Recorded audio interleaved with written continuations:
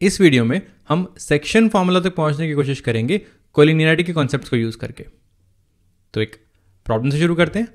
Find the position vector of R which divides the line segment joining P and Q whose position vectors are this and this respectively in the ratio 2:1 internally।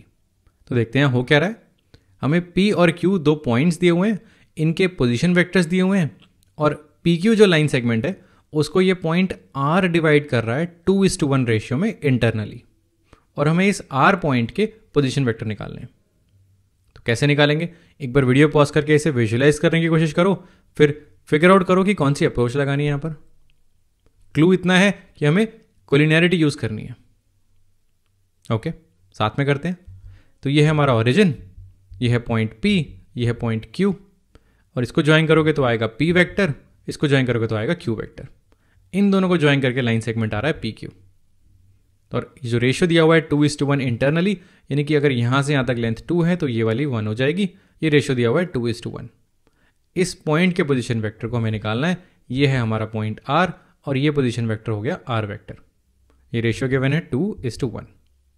Okay, labelling कर लेते हैं। यह है P vector, यह है Q vector और यह है R वेक्टर। अब इसको अप्रोच कैसे करें? हमें P वेक्टर, Q वेक्टर और R वेक्टर के बीच में रिलेशन निकालना है। P और Q गिवन है और R वेक्टर हमें निकालना है, और हमें यूज करने हैं ये रेशियोज 2:1।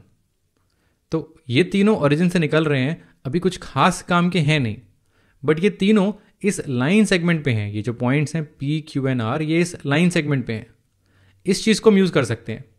हम बोल सकते हैं कि इस लाइन सेगमेंट पे जितने भी वेक्टर्स बनेंगे वो सारे कोलिनियर होंगे, और दो ऐसे वेक्टर्स हैं जिनका तो हमें रेशियो भी पता है, वो रेशियो है 2:1।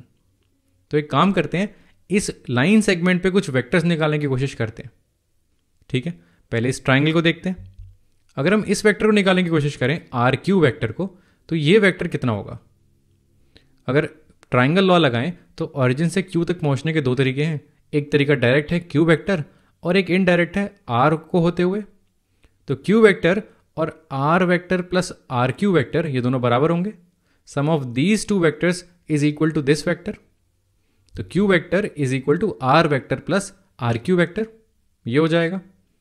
ऐसे ही इस ट्राइंगल में अगर हम देखें तो एक वेक्टर बनता है PR वेक्टर। यहां पर R को पहुंचने के दो तरीके हैं, एक तो डायरेक्ट R वेक्टर और दूसरा P होते हुए। तो P vector plus PR vector ये हो जाएगा R वेक्टर। तो P vector plus PR vector ये हो गया R वेक्टर।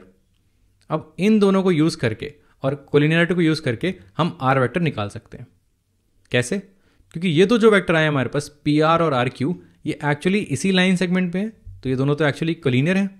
PR और RQ वेक्टर्स आर कोलिनियर, एक दूसरे का स्केल्ड वर्जन होगा, और जो रेशियो है वो भी हमें गिवन है, वो तो 2:1 है। अगर इनके मैग्नीट्यूड्स का रेशियो निकालें, PR वेक्टर और RQ वेक्टर के मैग्नीट्यूड्स का रेशियो दिया हुआ है 2:1। तो इन दोनों को यूज करके हम PR को RQ के टर्म्स में लिख सकते हैं। PR vector by RQ vector ये होना चाहिए 2:1। PR वेक्टर डबल होना चाहिए RQ वेक्टर का। अब यहां पर PR और RQ की वैल्यूज डाल देते हैं इस इक्वेशन से। PR हो जाएगा R माइनस P वेक्टर और RQ हो जाएगा Q माइनस R वेक्टर। इन दोनों का रेशियो दिया हुआ है 2:1। अब यहां से R वेक्टर आ जाएगा। R vector minus P vector equals to 2 times Q vector minus R vector. इसको खोलते हैं। R vector minus P vector equals to 2Q vector minus 2R vector.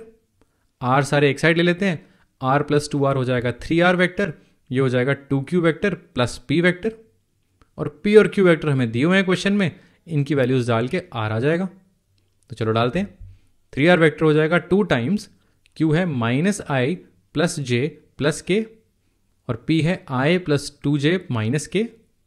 तो 3R हो जाएगा -2 प्लस 1 यानी कि माइनस I कैप, 2 प्लस 2 यानी कि 4J कैप, 2 माइनस 1 यानी कि K कैप।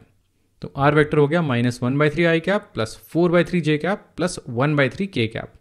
तो इस तरह से हमने R वेक्टर यानी कि इस पॉइंट का पोजीशन वेक्टर निकाल लिया।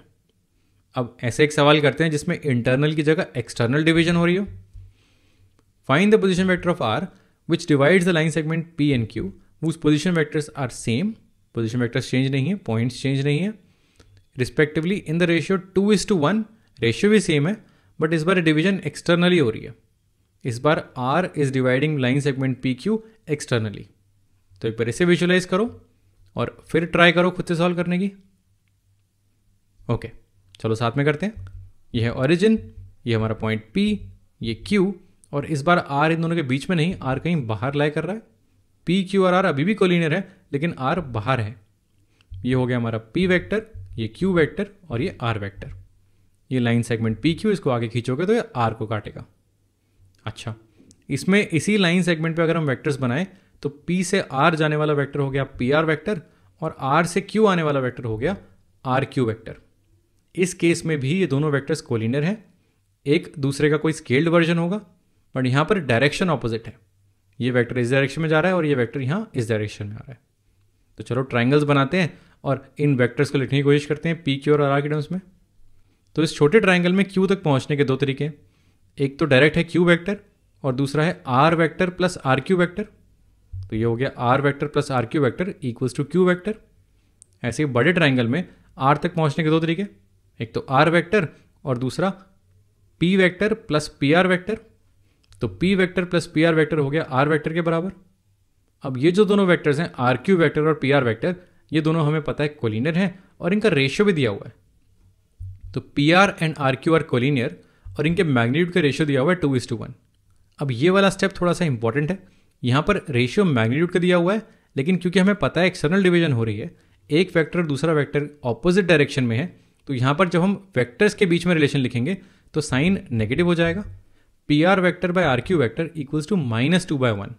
सोच के देखो, मैग्नीट्यूड डबल है लेकिन डायरेक्शन ऑपोजिट है, तो ये साइन नेगेटिव लग जाएगा यहाँ पर।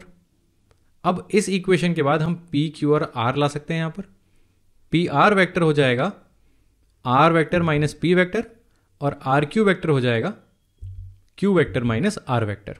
बिल्कुल सेम जैसा इंटरनल में हो रहा था वैसे एक्सटर्नल में हो रहा है, बस यहाँ रेशियो नेगेटिव है। ये बराबर है -2/1। अब माइनस से मल्टीप्लाई करेंगे तो हो जाएगा P vector minus R vector, और यहाँ आ जाएगा 2 times Q vector minus R vector.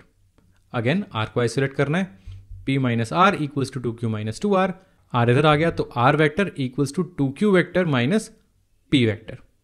P और Q पता है तो इससे हमारा R आ जाएगा। तो R वेक्टर हो गया 2 टाइम्स माइनस आई कैप प्लस जे कैप प्लस के कैप माइनस आई कैप प्लस 2 जे कैप माइनस के कैप। ये हो जाएगा -2 - 1 यानी कि -3 आई कैप, 2 - 2 यानी कि 0 जे कैप, 2 + 1 यानी कि 3 के कैप। तो इस तरह से, इस अप्रोच से हम किसी भी पॉइंट का पोजीशन वेक्टर निकाल सकते हैं जो किसी लाइन सेगमेंट को इंटरनली या एक्सटर्नली डिवाइड कर रहा हो, अगर हमें उन लाइन सेगमेंट के एंड पॉइंट्स दिए हों तो।